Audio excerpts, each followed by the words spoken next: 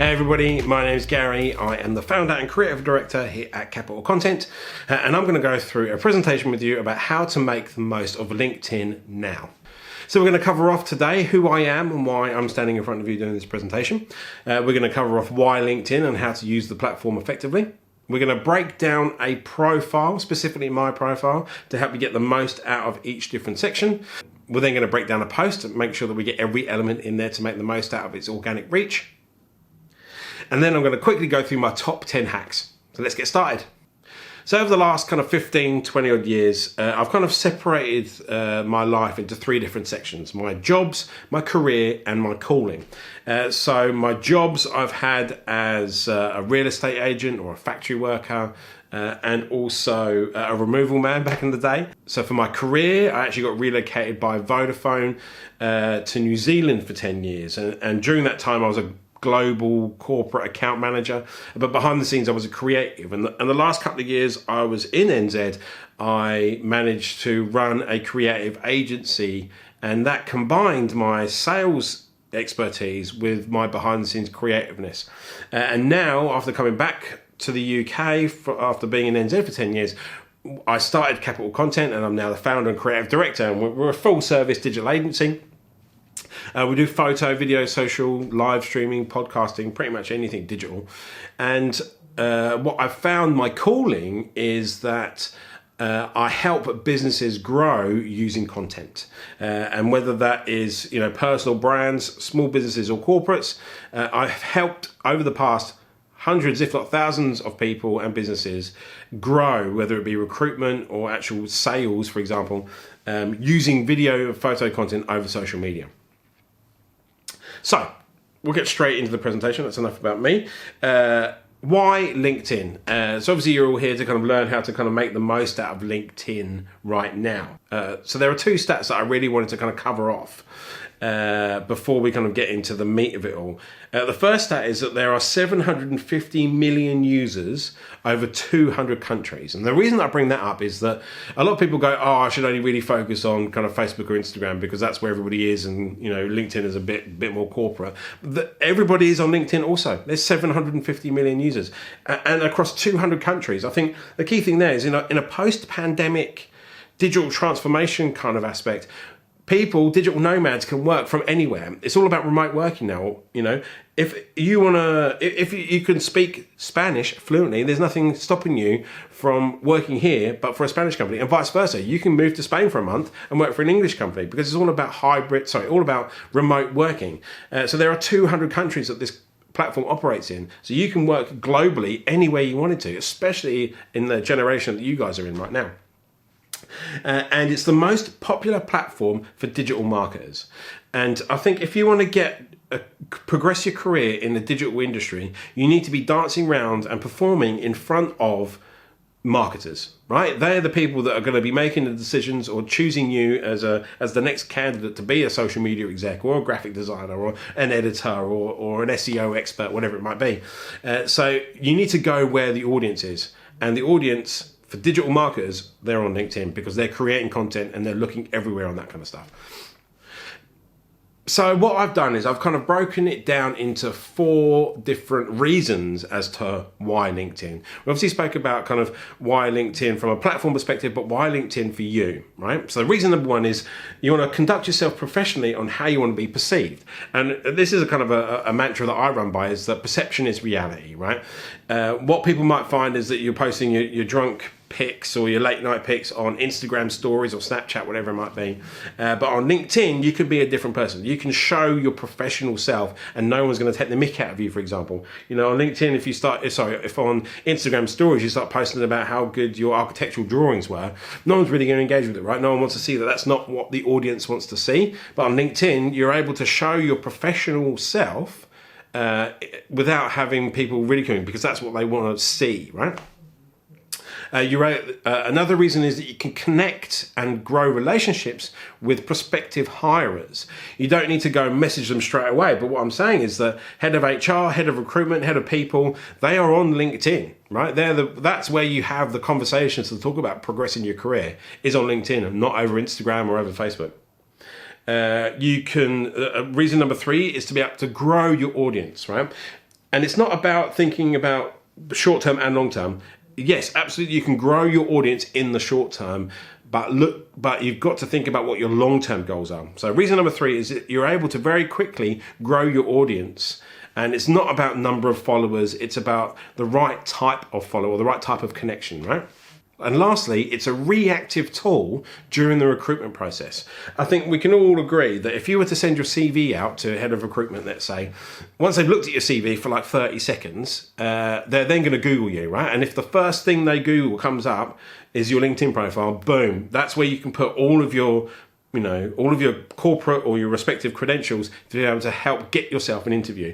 And the only way you can control that is by putting info into the LinkedIn and making sure you're making the most of your profile. So just as an example, I've Googled Gary Gumbleton. It's a slightly different example because there's not many names Gary Gumbleton. I mean, if you're called John Smith, there might be a few more of you, but Gary Gumbleton, there is only one really.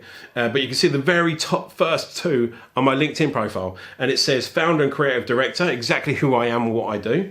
And then also a little bit of my blurb, and we'll cover this off later. I'm a creative storyteller with a passion for content. That's my tagline, and then it kind of carries on with my actual blurb, my overview from within my profile. So you can control the narrative from a reactive perspective. If someone is about to Google you, make sure your LinkedIn pops up first and not your drunken pics on Instagram. And lastly, just to kind of cover off as to why LinkedIn, the way that I look at LinkedIn is it's the digital version of dress for the job you want, not the job you have, which is like an old school phrase, right?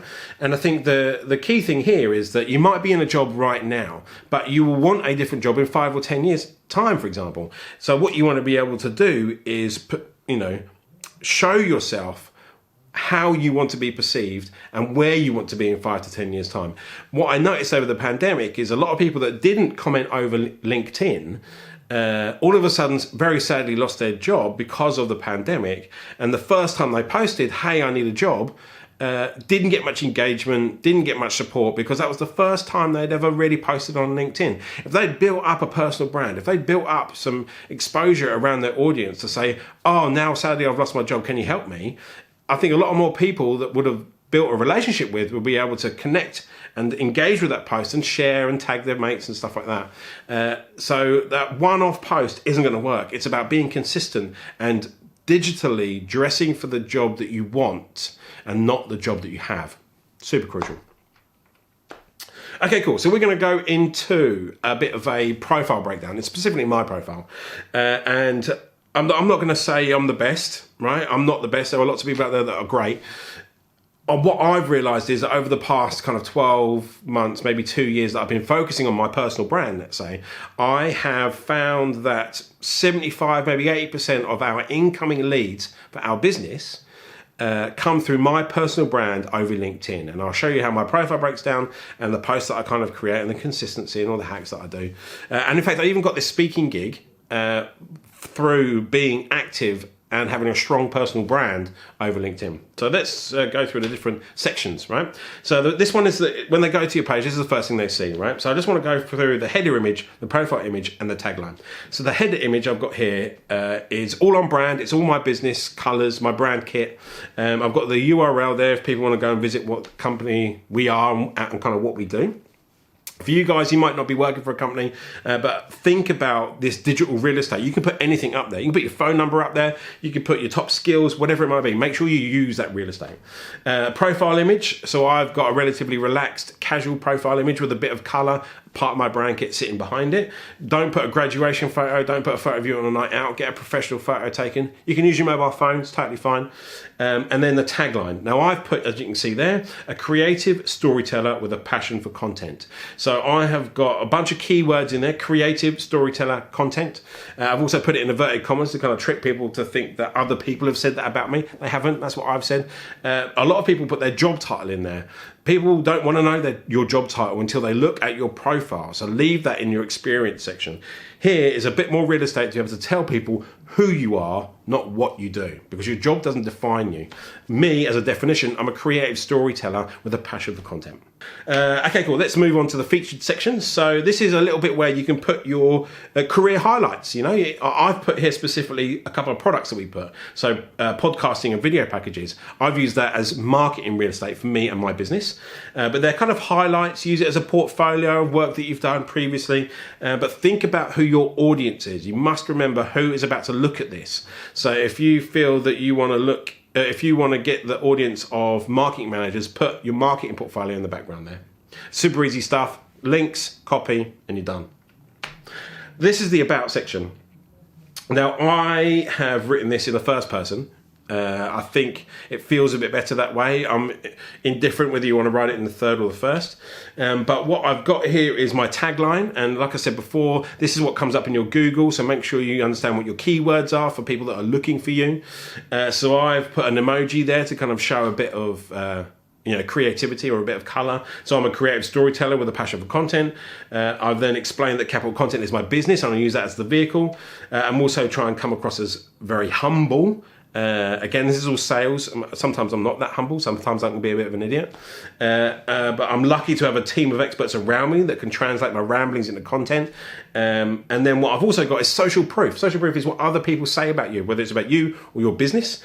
So I've got some social proof in there. And then a call to action. If you're in marketing, we all know a call to action is super important. So make sure you put a connect with me after this, or drop me an email after that.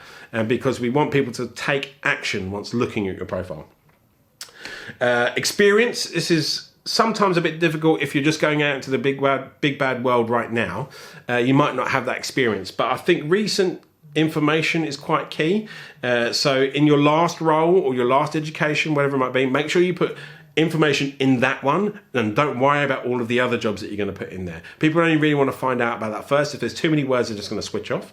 We're able to put highlights in there. So I've put my podcast that I put on there, and also my website link, and you'll see those little images pop up. Just a little bit more color to kind of catch people's eye.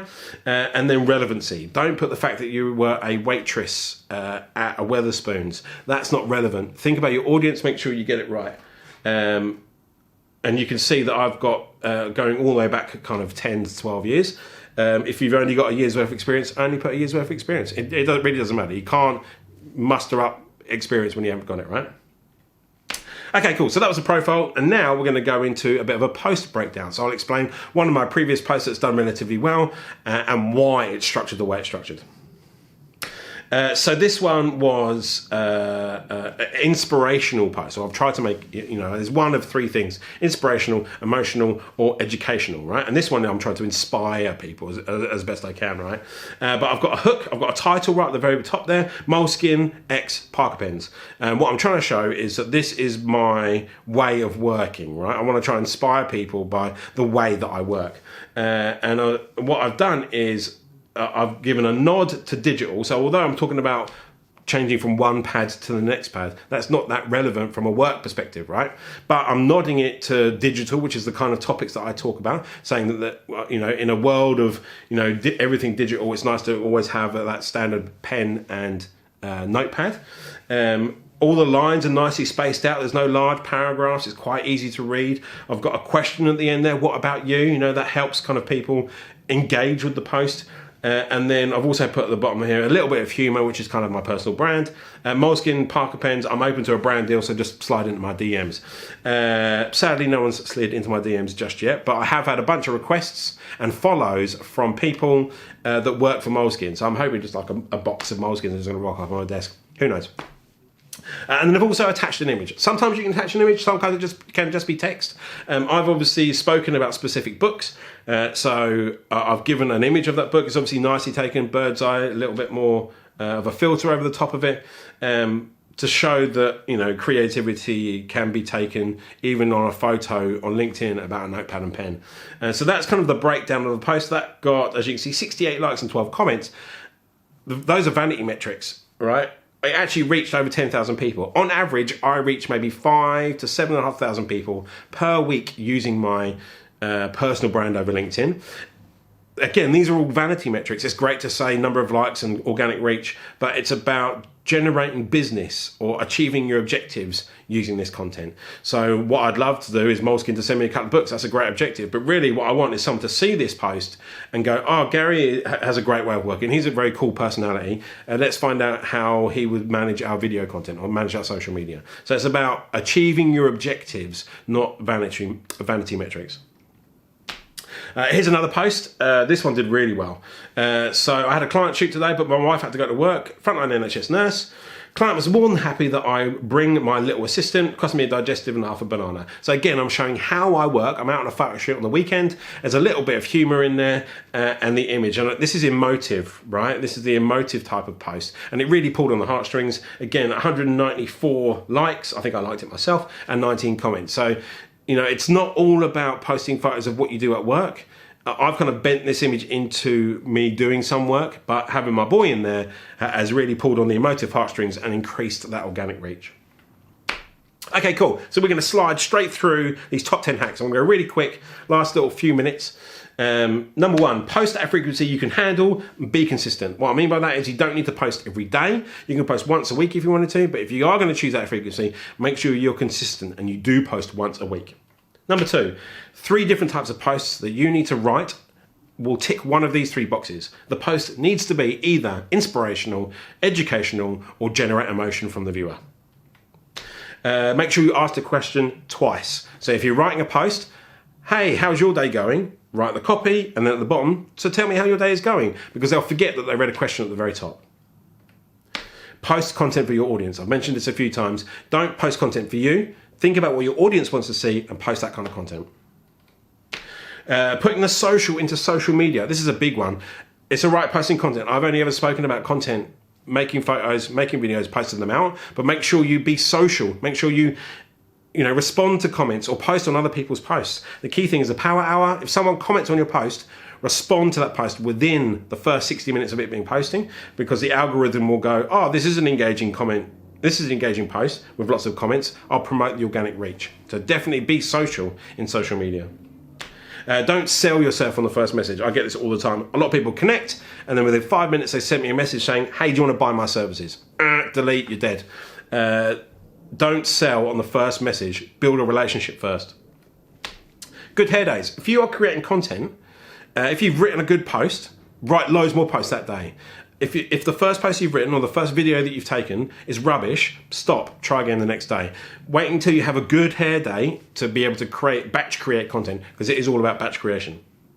Links and shares, don't do it. This is things not to do. Do not post a URL in your post, and do not share someone else's post. Neither of those things are going to help the algorithm. They don't like external URLs because they don't want people to leave the platform. And if you're sharing someone else's content, you're just repeating old content, and LinkedIn doesn't like that. So no links, no shares. Number 9, shoot around your target. If you want to get in front of a market manager for Coca-Cola, don't go and connect with that person. Connect with the people that report to them and dance around your target. If you go heads on, you're going to scare them away and they'll never speak to you. But if you can be in the feeds of their reports, then they will start to like your content and it will get into them, the marketing director, and organically you'll get into their feed, which is a much better way of having a stronger career path or a career direction. Last but not least, number 10, everything that I've spoken about is about your personal brand. We all know Steve Jobs, we all know Richard Branson. They had very strong personal brands. And people that are making the most of it now, like myself, for example, and Stephen Bartlett, they've got very, very strong personal brands, and they're generating lots of business and they're increasing their career left, right, and center. So absolutely, you need to think about what your professional personal brand is over LinkedIn right now, because if there is one thing that I would have told my younger self was to start all of this earlier. And that's it. Thanks so much for watching my talk. If you've got any questions, you're welcome to reach out to me. Come and find me on LinkedIn, connect, follow, all of that kind of stuff. And yeah, thanks for listening. Cheers.